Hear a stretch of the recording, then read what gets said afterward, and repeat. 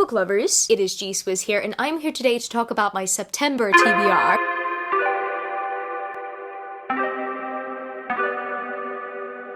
So as I'm filming this, I technically feel hungover by books at the moment, because honestly, I read some good books in August, and I do want to continue on with that streak. I do want to read a lot more good books this month, and I'm really hoping that I do. And I mean, with my August TBR, did I really stick with it? Not really. It wasn't necessarily a TBR that I felt after I filmed it, and that's kind of disappointing in a way. I mean, it's not that disappointing because I still got reading done. It's just I was very much looking forward to picking those books up. And some of those books I technically did pick up and then I put back down to read another book. I have a serious problem. But yeah, I was just truly not in the mood to read them because I'm a mood reader. But I'm really hoping that this month I will be in the mood for this TBR because I've got a good bunch of books that seem to be very different. I think last month I was focusing on cultural fantasy, whereas this month I've got a wide variety of things I want to focus on. I've got some rereads, I've got some new releases, I've also got some books to read in anticipation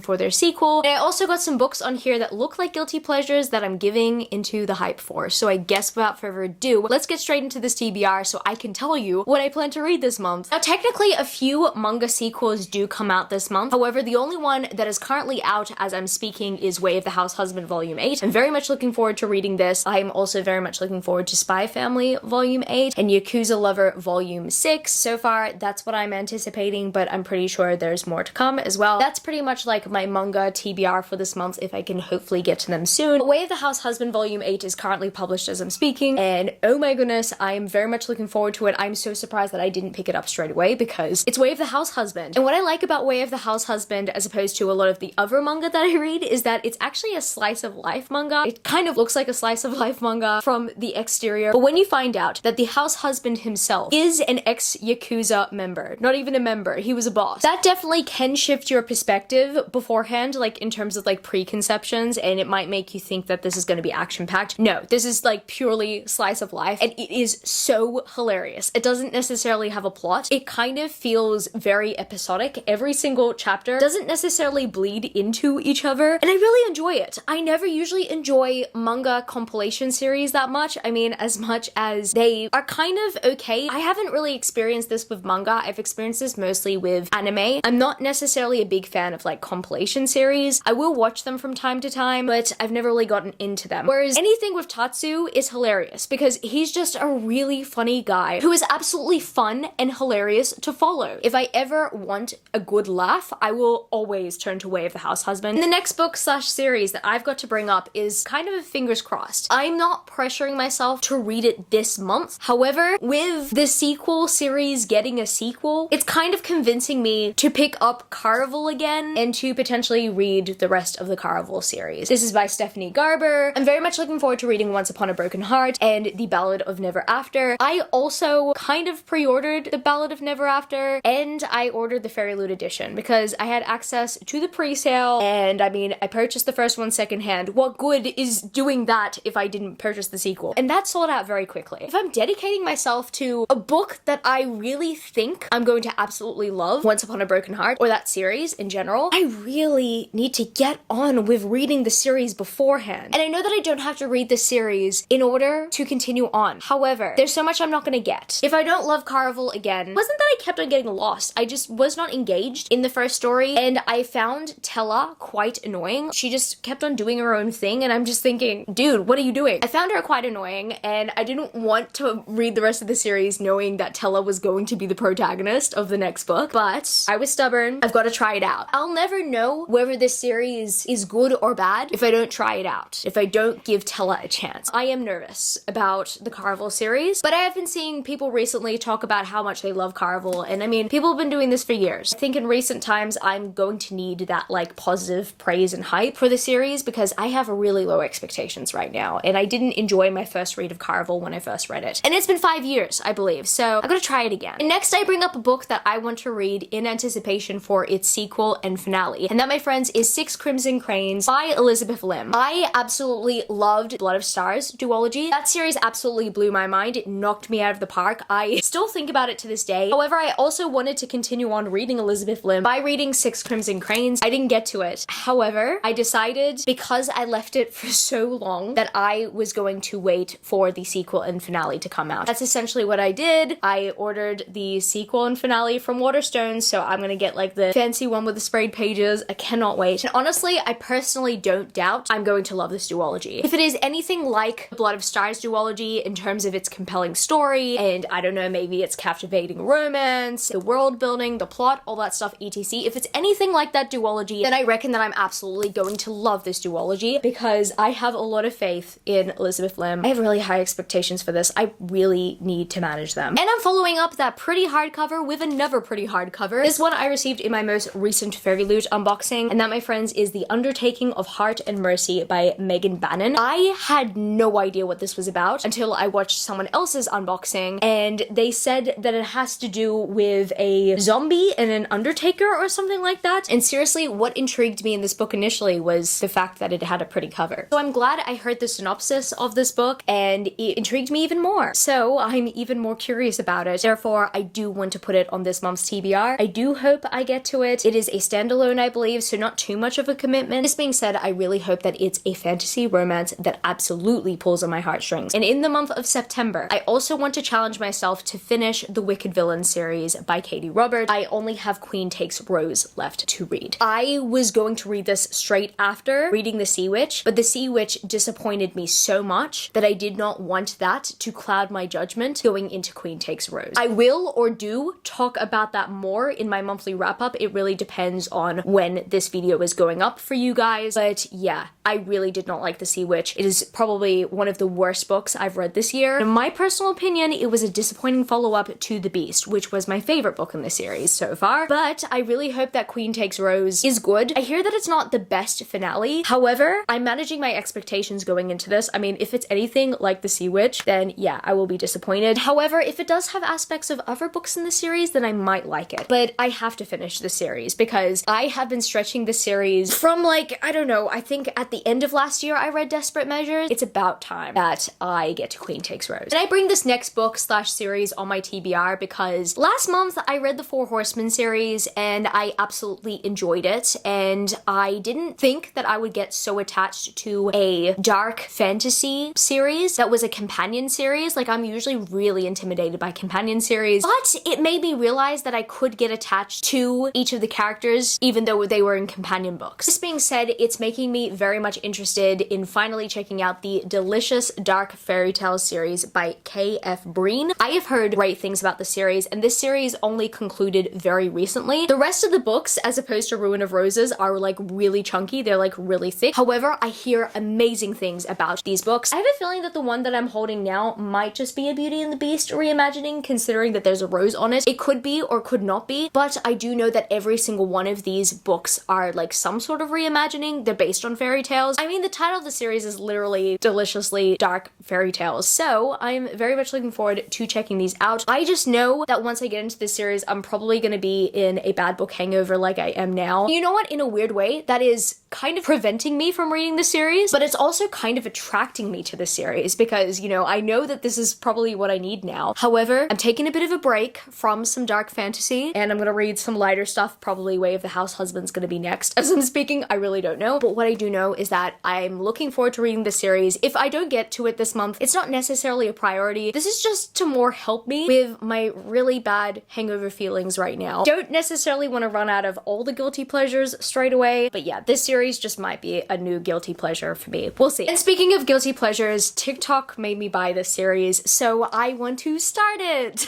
The Addicted series by Krista and Becca Ritchie. I am very much looking forward to checking this series out. Apparently, this series is a romance between two addicts. You know what? For some twisted reason, that intrigues me. So I want to read it somewhere in the middle of all the fantasy that I'm getting to this month. It might be a heavy read. This cover very much makes it look light. However, from what I've heard and from what I've read in the synopsis, oh boy, I am really in for a heavy start to a series. But yeah, I'm looking forward to starting the series and letting you guys know how I go with it and see whether or not it is truly worth the hype based on all the TikTok fame right now. And speaking of TikTok hype, yes, I'm back on the Colleen Hoover. I think I'm going to read Layla this month. I actually think I'm going to listen to Layla because at the moment I am trialing Kindle Unlimited, and over the next month I will have access to the audiobook of Layla for free, because apparently some of the Kindle Unlimited titles come with a free audiobook, and Layla, Regretting You, and Reminders of Him are included in that. I could listen to all three this month and take advantage of that. I mean, who doesn't love a free audiobook, right? It might make a good read along. So I'm considering actually listening to all three of them this month. However, I don't want to put that much pressure on myself if I'm not feeling it. I do also want to read a Colleen Hoover novel because I still want to do the tier ranking video eventually and check all of them out. However, I have been avoiding her new works because I know that once I'm exposed to her new works, when I read the rest of her old works, I might be severely disappointed. So I've been putting off her new works for a while. However, being that at this time her audiobooks are free to listen to while I'm on my Kindle Unlimited free trial, I think I have to cash in. I'm going to cash in at least one time, and I'm putting Layla on this TBR because I believe that this was the first out of those three to be published. And the final two books that I do plan to commit to this month are actually rereads. Yes, so I plan to reread Kingdom of the Wicked and Kingdom of the Cursed in the lead up to Kingdom of the Feared by Carrie Maniscalco. I'm very much looking forward to diving back into this universe because I really enjoyed these first two books when I read them. However, my mind is a little bit foggy when it comes to these books. I mean, that's weird, right? I technically gush to you guys about the series all the time, and I know that I absolutely loved them when I read them. However, a lot of the series has completely escaped my mind. I mean, I remember a fair bit of Kingdom of the Cursed. However, Kingdom of the Wicked wasn't necessarily that memorable to me. I mean, it was when I first finished it. However, a good portion of this book has completely escaped my mind. So I'm very much looking forward to rereading this series. Honestly, cannot wait. And admittedly, I am nervous about Kingdom of the Feared because I don't want this trilogy to end, but all good things come to an end. I have mentioned this previously on my channel, I believe, maybe, I don't know, but I really want Carrie Maniscalco to continue in this world because there's so much potential considering that we're following the 7 deadly sins, and additionally, quite obviously, it takes place in the underworld. I mean, technically, in my opinion, that is a source for some great ideas to branch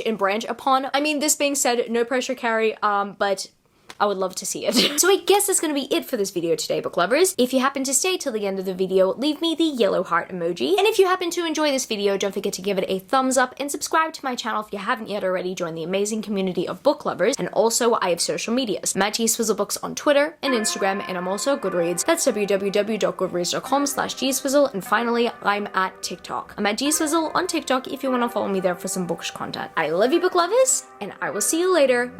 Peace. Half and I flipped it in a double. Started out with half and I flipped it in a double.